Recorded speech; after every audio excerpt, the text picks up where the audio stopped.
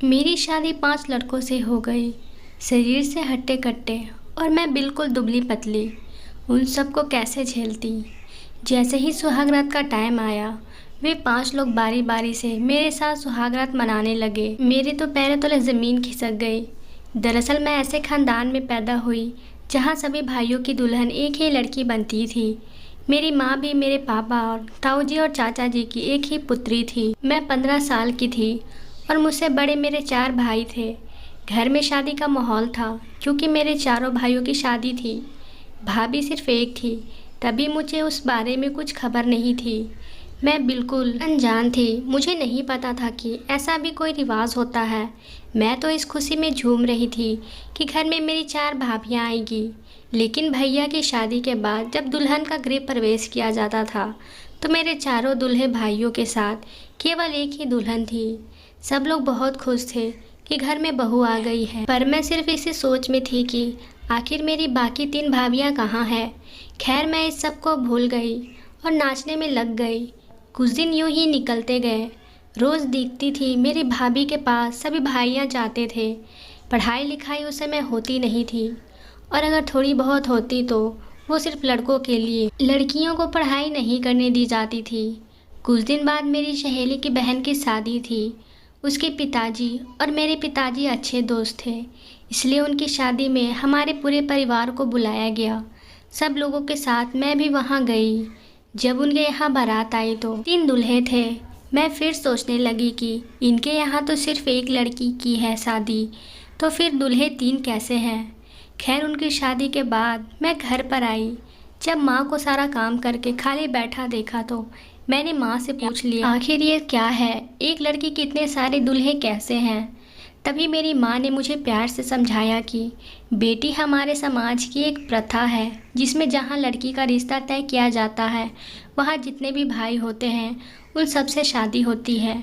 मैंने माँ से पूछा कि इतने सारे लड़कों की एक अकेली लड़की कैसे संभाल पाती है। तभी माँ ने कहा कि बेटा, अब जैसा भी हो ये सब तो करना ही पड़ता है।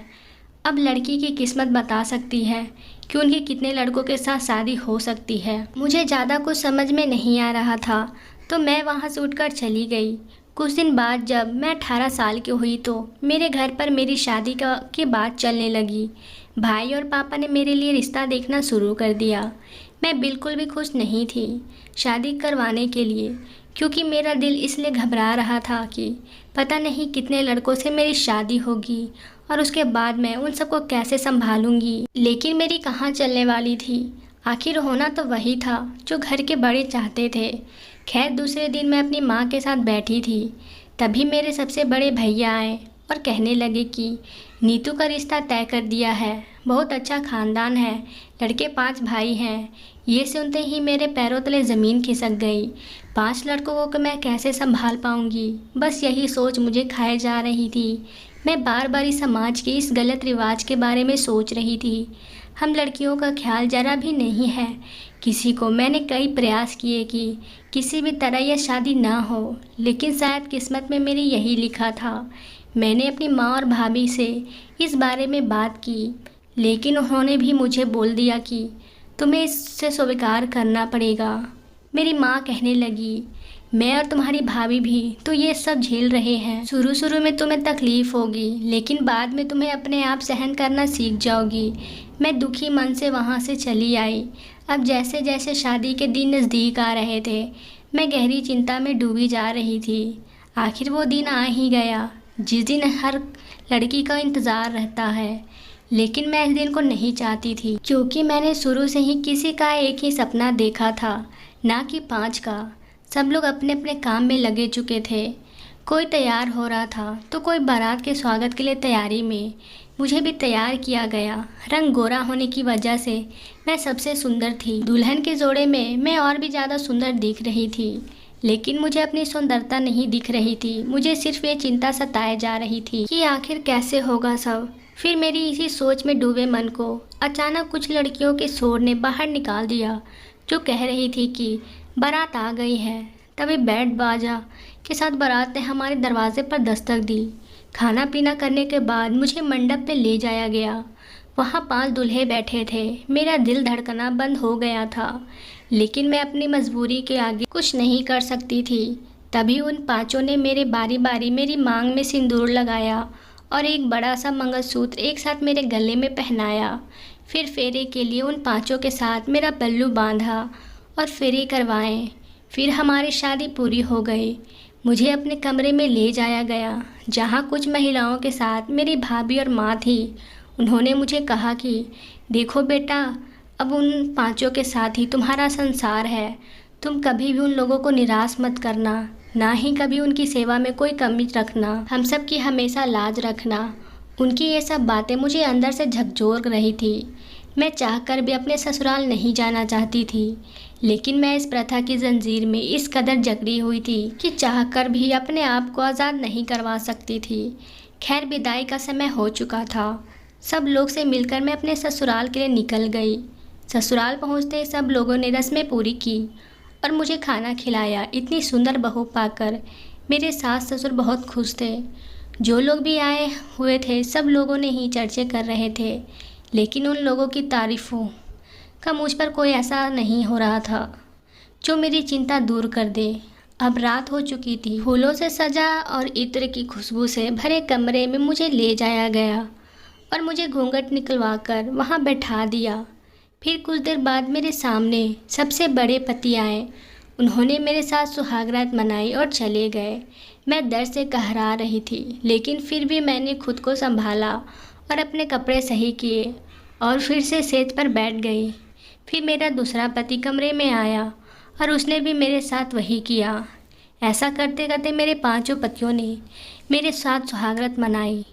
सुबह फिर उठकर मुझे घर के काम में लगा दिया। दर्द के कारण मुझे ठीक से काम भी नहीं किया जा रहा था, लेकिन मैं आखिर में क्या कर सकती थी।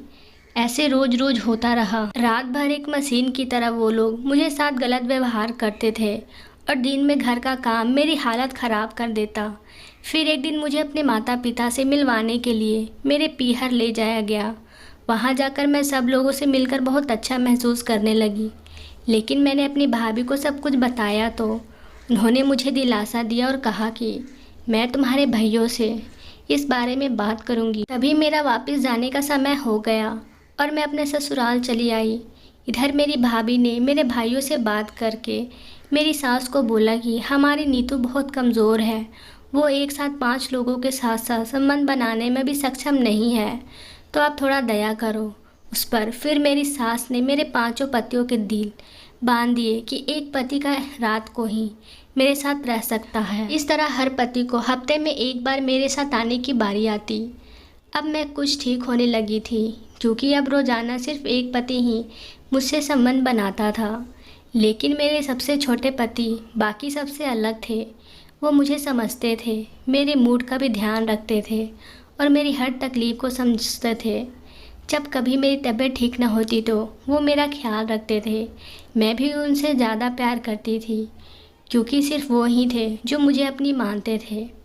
अब धीरे धीरे हम दोनों एक दूसरे के ही सपने देखने लगे थे। मेरे सबसे छोटे पति को अब बिल्कुल पसंद नहीं होता कि उनके बड़े भाई मुझे छुए, लेकिन उनकी और मेरी एक ना चलती थी। आखिर उनकी भी पत्नी थी मैं। एक दिन मेरे सबसे बड़े पति ने मुझे कहा कि तुम राहुल यानी मेरे सबसे छोटे पति को इतना प्यार क्यों देती हो? आखिर हम भी तो तुम्हारे पति हैं, हमें तो तुम इस प्यार से नहीं करती। मैं उन्हें कुछ नहीं बोल पाई। फिर उन्होंने गुस्से से मुझे पीटना शुरू कर दिया और गलत व्यवहार मेरे साथ किया। मैं दर्द से कहराती रही, लेकिन उन्होंने मुझ पर बिल्कुल भी दया नहीं की।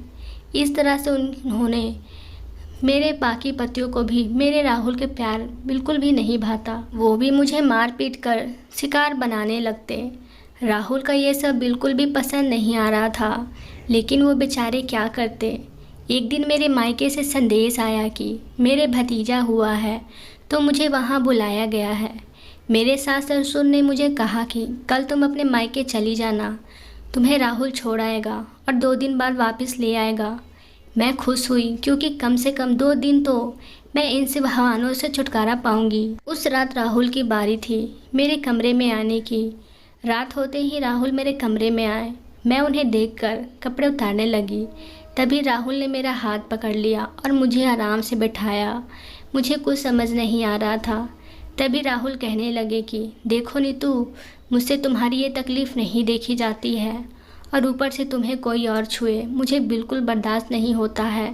तभी मैंने कहा कि अब हम कर भी क्या सकते हैं, और सच कहूँ तो मैं भी आपके साथ ही रहना चाहती हूँ, क्योंकि मैंने भी हमेशा से सिर्फ एक ही पति का सपना देखा है, और इस समाज की प्रथा ने मुझे अपने सपनों से अलग कर दिया। तभी राहुल ने मुझे कहा कि अब हम ऐसे नहीं रहेंगे, कल मैं तुम्हें तुम्हारे मायके छोड़ आऊँगा और वापस आकर घर से पैसे और गहने चुरा लूँगा। फिर 2 दिन बाद जब मैं तुम्हें ले आऊँगा तो हम लोग वहाँ से कहीं दूर भाग जाएंगे, अपनी अलग दुनिया में, इन सब से दूर। राहुल की इन बातों से मुझे बहुत सुकून मिली। अब मुझे एक उम्मीद जगी कि शायद अब मुझे ऐसे अत्याचार नहीं सहने पड़ेंगे। दूसरे दिन मैं अपने कपड़े डालकर पीहर के लिए राहुल के साथ निकल पड़ी। तभी राहुल के किसी दोस्त की दुर्घटना घटी तो राहुल को वहाँ जाना पड़ा। तभी राहुल ने मुझे अपने पीहर जाने में वाली बस पर बैठा दिया और खुद अपने दोस्त के पास चले गए। तभी प्लान के मुताबिक हो रहा था। शाम का समय हुआ, मेरे ससुर के पास मेरे पिताजी का कॉल आया तो उन्होंने कहा कि क्या हुआ जी, आपने आज नीतू को भेजा क्यों नहीं। तभी मेरे ससुर ने कहा कि ये क्या बात कर रहे हो, नीतू की तो सुबह की बस में बैठा दिया था। फिर राहुल के आने के बाद मेरे ससुर ने राहुल से कहा कि नीतू अभी तक अपने घर नहीं पहुंची है क्या, तुमने उसे सही में बस में बैठाया था क्या। तभी राहुल ने कहा कि नहीं, मैं तो उसे अच्छी तरह बैठा के आया था।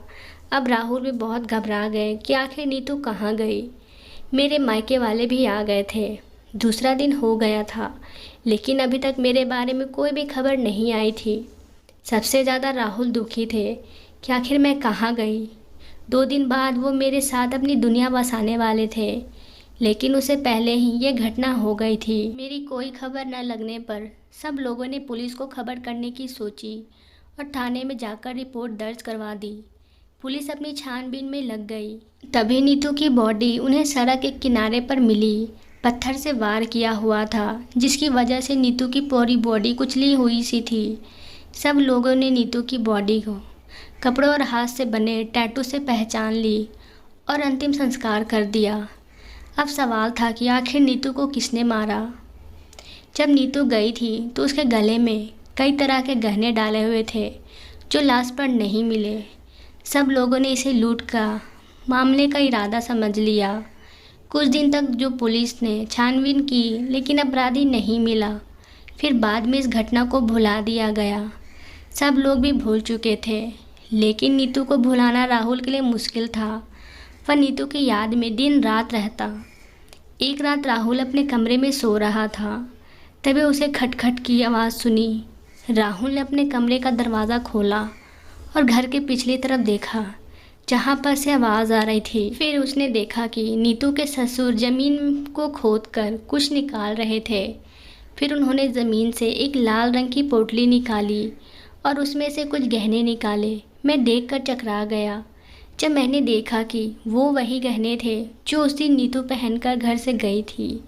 राहुल को सारा माजरा समझ में आ रहा था, लेकिन वो ये सोच में दुखी हो रहा था कि उसके पिताजी ऐसा कैसे कर सकते हैं। राहुल ने दूसरे दिन पुलिस को बुलाया और सारी बातें कह डाली। नीतू के ससुर राहुल को गुस्से से देख रहे थे, लेकिन फिर पुलिस के खौफ से उन्होंने सब कुछ उगल दिया। उन्होंने कहा कि मैंने राहुल और नीतू की सारी बातें सुन ली थी कि ये लोग 2 दिन बाद भाग जाएंगे। अभी मैंने सोचा मेरे बेटों का क्या होगा और हमारी बिरादरी में क्या इज्जत रहेगी। इसी डर से नीतू का पीछा करने लगा और कुछ मेरे गुंडे आदमियों की मदद से नीतू को मरवा दिया ताकि वो राहुल के साथ भाग ना पाए। और मैंने गहने निकाल लिए ताकि लोगों को लूटपाट का मामला लगे और हमारे गहने भी बच जाएं। पुलिस अब नीतू के ससुर को गिरफ्तार कर चुकी थी।